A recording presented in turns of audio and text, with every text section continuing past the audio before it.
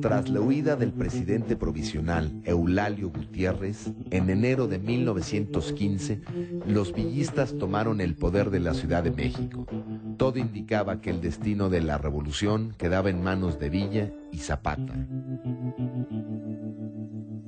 Pareciera ser que Pancho Villa y Emiliano Zapata han ganado la guerra y controlan al país, cuando en realidad Venustiano Carranza desde Veracruz empieza una labor, digamos, de guerra, en donde la política es un asunto importante y se empieza a llegar de aliados, de tal manera que los ejércitos populares quedan divididos, Pancho Villa en el norte, Emiliano Zapata en el sur, y el control de las zonas productivas más importantes van siendo ganadas por el mismo Carranza, hasta que deja a estos dos grupos simplemente como grupos guerrilleros. El principal general de Carranza, Álvaro Obregón, dio inicio a una campaña en el norte del país con el objetivo de destruir el ejército de Villa. Las operaciones militares duraron meses y trajeron consecuencias nefastas sobre una población que ya sufría 5 años de guerra continua. As time goes by, they're just not producing. The sugar industry is pretty well torn apart, and so the level of production is going down steeply, and population is going down a little bit too, but not as fast. Hubo escasez de alimentos porque los soldados de Carranza llegaban a las poblaciones, quemaban las trojas de maíz o asesinaban a la gente.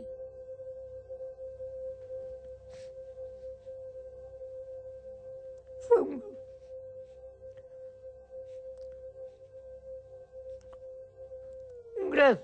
gran sufrimiento para el pueblo.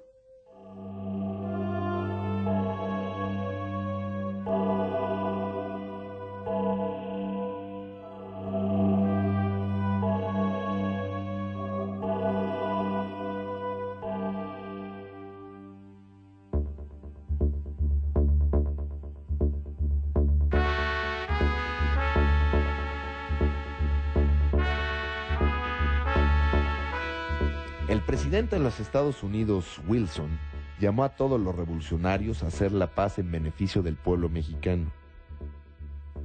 Villa aceptó inmediatamente el llamamiento a la reconciliación.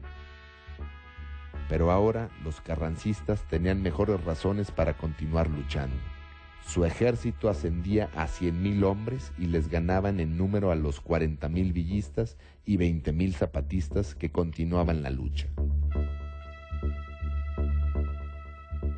Entre abril y julio de 1915, los carrancistas derrotaron a los villistas en Celaya, Guanajuato, León y Aguascalientes.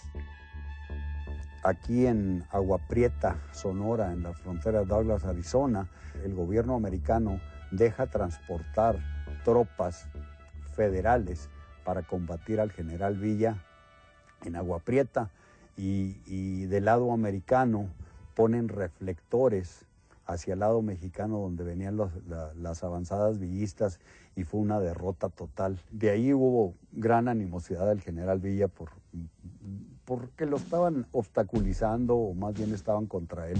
Los americanos cambiaron.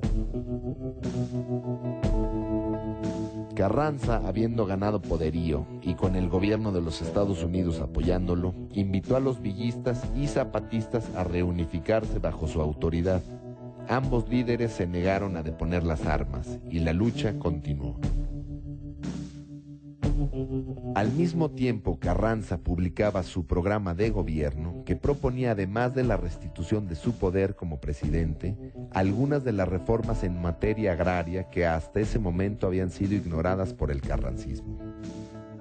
Y entonces es en ese momento cuando Carranza abandona su postura de no atender las cuestiones sociales hasta el triunfo de la revolución, para empezar a legislar en cuestiones que tienen que ver con estos conflictos sociales. El 6 de enero de 1915, Carranza hace la primera ley que atiende la cuestión agraria. Y con esta empieza a arrebatarle sus banderas al zapatismo.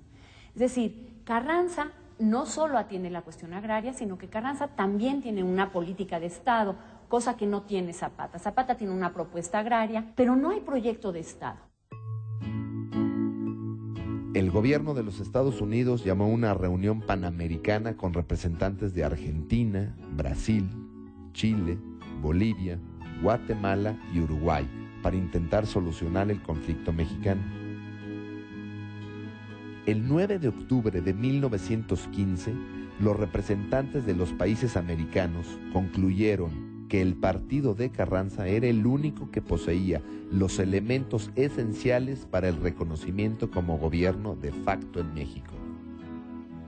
Con esta legitimización internacional, el gobierno de Carranza quedaba reconocido, mientras que los ejércitos de Villa y Zapata se veían reducidos nominalmente a simples rebeldes. Carranza comes to power in 1915 because his forces managed to beat, well, really they beat Pancho Villa. They beat the big battles that decide the revolution, and Zapata didn't really help with that. And so people argue and fight about whose fault that was. Villa didn't send weapons, Zapata wouldn't go out and fight. Las razones del triunfo de Carranza son múltiples y complejas, políticas, económicas, sociales, militares.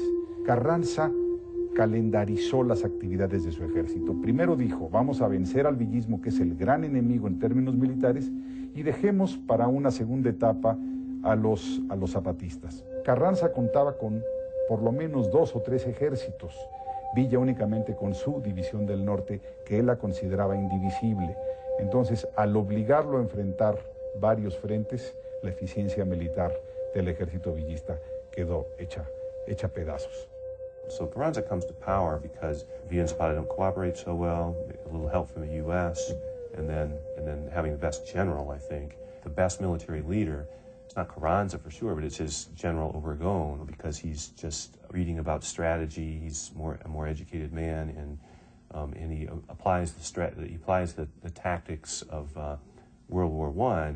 But also the thing that's important about Carranza's approach, and then even more about Obregón's approach, is that they're very good at building alliances, much better than Zapata and much better than Villa. Con el respaldo internacional y la preponderancia militar, Carranza tenía abierto el camino hacia la capital y hacia la presidencia. Villa, por su parte, se negaba a entregar las armas. Acusaba a Carranza de haber vendido a México a los Estados Unidos. Las fuerzas carrancistas siguieron combatiendo contra Villa, que disolvió su ejército y lo convirtió en guerrillas. Villa en su etapa guerrillera es mucho más radical frente a los Estados Unidos y dice cosas como hay que hacer una zanja de 500 metros que no pase uno solo, ¿no? Y cortarles el telégrafo para que ni siquiera puedan comunicarse con nosotros. Lo que provocará que Villa se vuelva el monstruo que los norteamericanos siempre necesitan para definir su política exterior.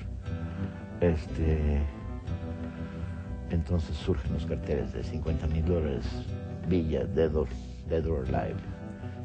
Y entonces este proceso se va construyendo en la propia historia de la Revolución Mexicana, la versión de los vencedores, la versión de los vencidos.